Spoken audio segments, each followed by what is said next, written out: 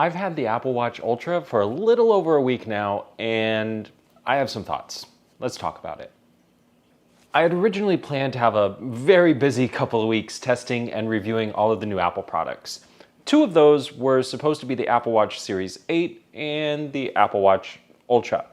But coming from the Series 7, I found it difficult to find exciting things to say about the Series 8. The same design paired with mostly just software features and a feature, the new crash detection, which is one that you can't really test without ruining your car. I'll link to some in the description below, but it just didn't spark the same excitement as this, the Apple Watch Ultra. A new design that is familiar, yet definitely noticeably different. With features that help it capture a larger audience, this might just be the Apple Watch that helps Apple grow its wearables market share even more. But is it right for you and me, the average consumer? That's where things get iffy. At first glance, the Apple Watch Ultra immediately stands out as a bigger, bulkier sibling to the other Apple Watch variants. But when you pick it up, the first thing that strikes you is just how light it is. Now, in reality, it's about twice as heavy as the aluminum Apple Watch Series 8, but the mind freak that's at play here has to do with the titanium enclosure. It provides a strong but lightweight enclosure to protect the device from scratches and nicks from extreme use. Speaking of scratches and nicks, the sapphire crystal display sits flat versus the curved glass on the other Apple Watches. It's set flush with the edges of the enclosure and in my opinion creates a nice frame around the screen. Speaking of the screen, it's gorgeous and provides up to 2000 nits of brightness in direct sunlight for those long treks in the hot desert or the walk to get ice cream down the street from your air-conditioned LA apartment. The 49mm watch has a resolution of 410 by 502 megapixels, allowing more information to be visible at once, and this is evident in the new watch faces that take advantage of the extra real estate by adding even more complications, like on the Wayfinder watch face, which is my favorite and has 8 complications that you can program, plus options to show your latitude and longitude or elevation. There's also a new night mode for this watch face that turns everything red, so it's easier to read in the dark. It's pretty cool. The digital crown and the side button are now on a little protrusion on the side that protects from unwanted presses, but also makes it easier to interact with the watch with gloves on. I noticed that the digital crown feels like it has a little more resistance than other watch models, which I really like, and the side button seems a little more clicky than before. But that's not the only button on the new Apple Watch Ultra. The action button on the opposite side from the digital crown is in bright orange and adds a really nice little accent color. I should preface this with the fact that I love the colors red and orange, so I may be a little biased, but you can draw your own conclusions. One thing I did notice though is that when interacting with the digital crown or the side button, I tended to press the action button every now and then in activated workouts. The action button is programmable to a range of presets like workout, stopwatch, dive, or flashlight.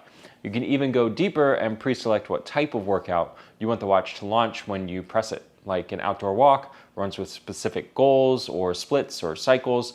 The action button will also activate the siren if you press and hold it. The siren emits an 86 decibel sound that is meant to attract help and can be heard from up to 600 feet or 180 meters away. I tested this out in my apartment and I highly recommend that you don't. But one thing I noticed is that to me it just didn't sound that loud. What's cool though is that the siren also displays your watch's battery percentage, so you can decide when to keep the siren going and when to stop it to save battery and potentially your life. This feature could also be useful as an everyday feature if, say, you're walking home alone late at night. It's definitely something that I'd like to see brought to other Apple Watch models in the future. On the bottom of the Ultra is a ceramic backing with the usual sensor array. The Ultra features the same new temperature sensor. Whoa. I am sorry. Are you trying to say the word sensors? Because to me, you're saying sensors. What is that? The Ultra features the same new temperature sensor for cycle tracking, ECG, blood oxygen, fall detection, and crash detection that you get on the Series 8.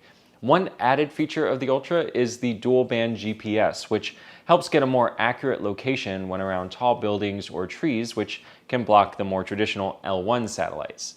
The example they use at the Apple keynote is the Chicago Marathon. As someone who worked in the Loop in Chicago, I can confirm that the canyon of skyscrapers always threw off my GPS on my phone, and this feature alone would be worth it for most people living in a big city. There's also a depth sensor added to the side of the watch to accurately measure your depth while diving.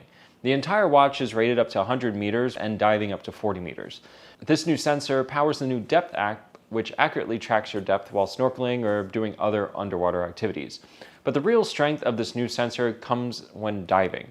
Apple is really trying to position this to replace dive computers for basic scuba divers, as shown off in the Oceanic Plus app by Hewish Outdoors coming later this year. And that's the basic reason why Apple released this watch. Now, they really want to cover as many use cases as possible with the Apple Watch to capture more of the extreme athlete demographic. KBHD explained it perfectly in his Ultra video about these sort of circles of users, and Apple keeps trying to capture more and more of them.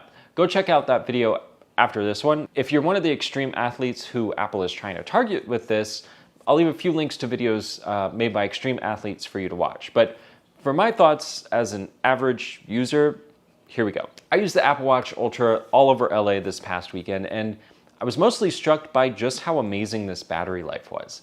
I took the watch off the charger around 9 a.m. Saturday, and I didn't put it back on there the entire weekend.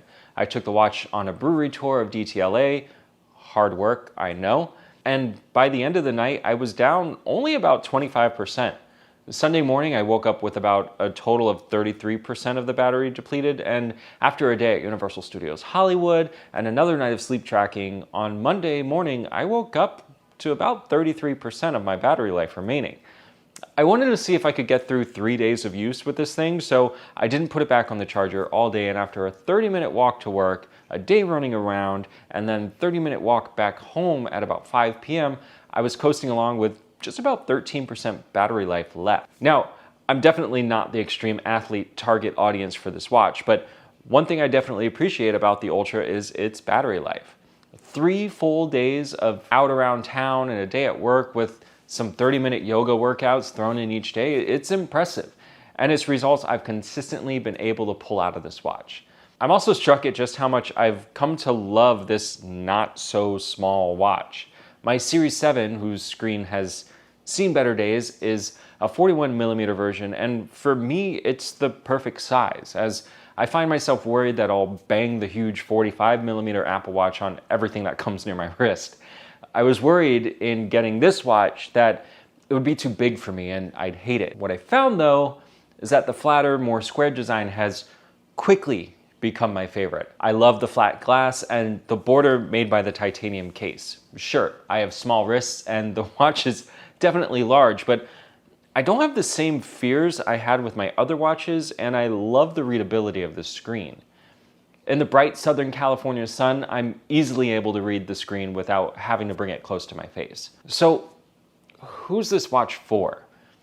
Obviously, it's for the adventurer who wants more out of their Apple Watch, but for the average person, is it a good fit? Honestly, that's something I can't tell you. For me, the Apple Watch Ultra is a well-designed, light yet rugged watch that, for everyday use, does everything as well, if not slightly better, than the Apple Watch Series 8. If improved battery life is important for you, I definitely consider this watch if money isn't an option. But head to an Apple store first to try it on and make sure the size won't be a negative for you. Personally, while I love this watch, $800 is too rich for my blood, and I'll stick with my Series 7 for the time being. I'm hopeful that Apple will redesign the Series 9 with a flatter design and bring some of the features like a siren and improved GPS to the lower cost Apple Watch. But it's a hard one. This watch is beautiful and such a statement piece, it finally makes me excited about the future of Apple's wearables. We've gone through 9 generations of essentially the same design, and the Ultra is hopefully a peek at what we can expect in the coming years. So that's my review of the Apple Watch Ultra. If you like this video, please consider subscribing to my channel, smashing that like button, and letting me know in the comments below whether or not you plan on getting the Ultra. Until then, I'll see you in the next video.